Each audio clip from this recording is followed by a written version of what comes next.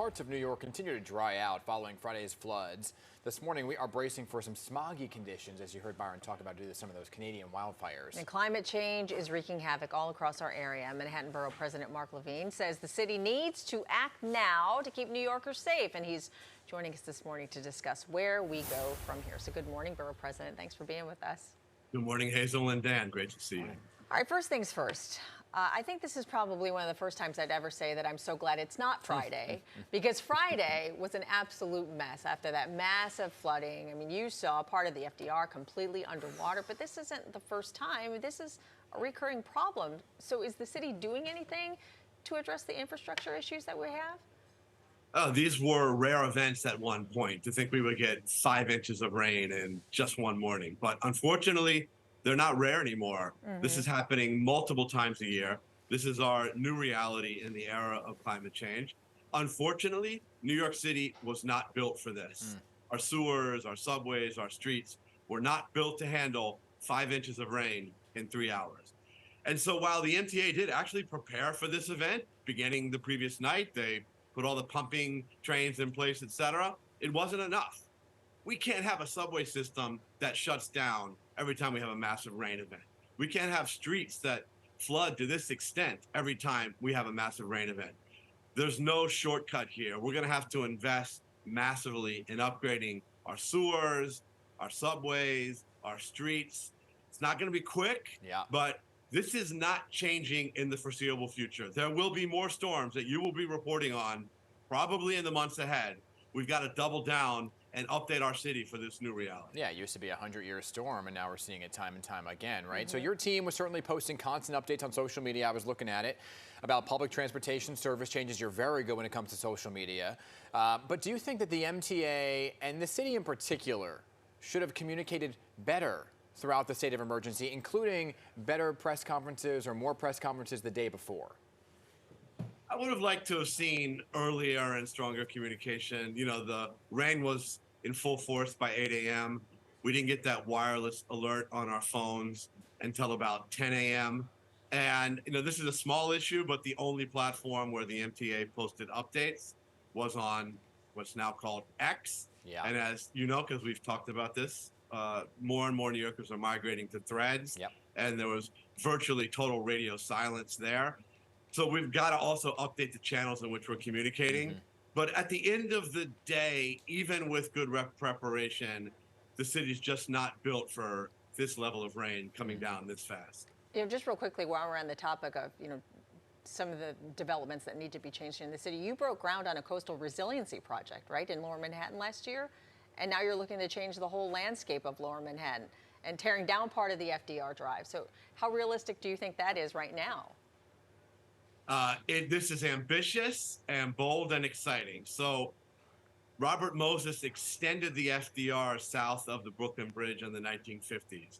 Today, it is the least heavily used part of the FDR, but it has created this ugly, loud barrier between the people of Lower Manhattan and their waterfront.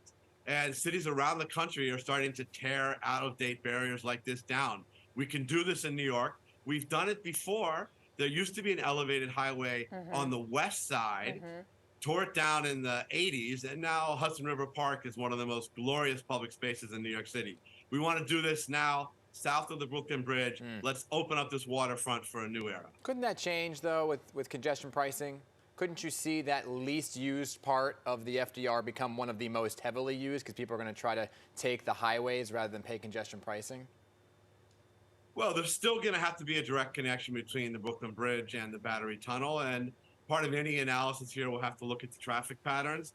And it'll be replaced by... We got you. Are you still here? So sorry, guys. It'll be replaced by a street-level boulevard that will be open to motor vehicle traffic, but also have wonderful pedestrian features and multimodality. So this is the way of the future. Yes, we can still have motor vehicle traffic, but let's open this for the people. All right, let's switch gears a little bit. The Target that closed in East Harlem, I mean, that was a big blow to the area, and they blamed the decision on crime. But what does that loss really mean to that community, and do we have any idea when that new Target in Central Harlem is expected to open? I'm not going to sugarcoat this one. This was a big blow. Yeah.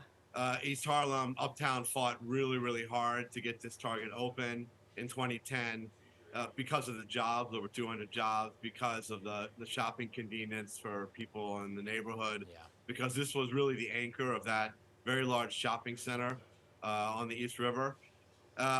Yes, it's good news that Target is currently still, and I hope will remain, scheduled to open a new store on 125th Street in Central Harlem. I believe that's scheduled for the late 2024. Okay. And we're hoping that still goes on track. But I think we have to be honest that we have to do better on shoplifting, which is also impacting smaller stores too, and mom and pops. We've made some progress in 2023. First half of this year, down 14% in Manhattan, but we're still not at pre-pandemic levels. We've got to do better on shoplifting. Yeah, because those mom and pop stores, they can't do some of those barriers that said it's like a monster store like Target can do, yes, right? and they can't hire extra security, et cetera. I want to talk about the migrant crisis and the current state of what's happening in New York City. City attorneys currently in court, as you know, over the right to shelter law. Mayor Adams, as chief of staff, says the law was meant to protect native New Yorkers, not all of the migrants who've arrived in New York over the last year. I want to play a clip for you from yesterday's interview and then get your reaction. The federal government needs to do its job. We need the federal government, the Congress members, the Senate, and the president to do its job. Close the borders. And until you close the borders, you need to come up with a full-on decompression strategy where you can take all of our migrants and move them throughout our 50 states. So what are your thoughts about changing the right to shelter law? Do you think it would matter? Well, first, let me say the chief advisor is right. We need the federal government to do much, much more to help coordinate this nationally in a way that they have not, and to give us the financial resources we need to respond, which they have not yet.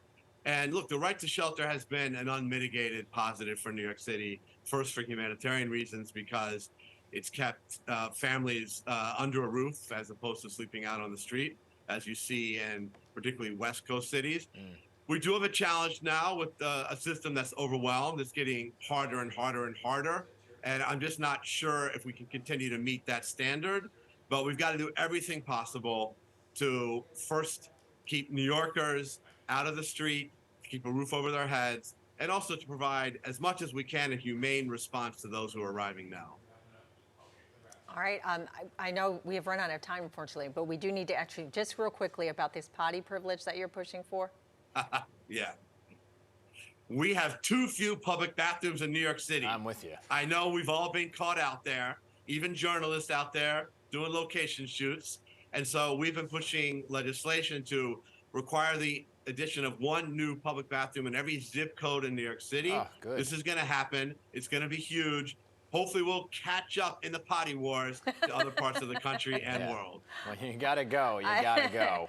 I know It's really field true. reporters and parents everywhere with little kids that need that potty are praising you for this push. Thank you We've so all much. been there. Keep us Thanks so much. posted. Thanks, guys. Have a good one. All right, you Bye-bye. too.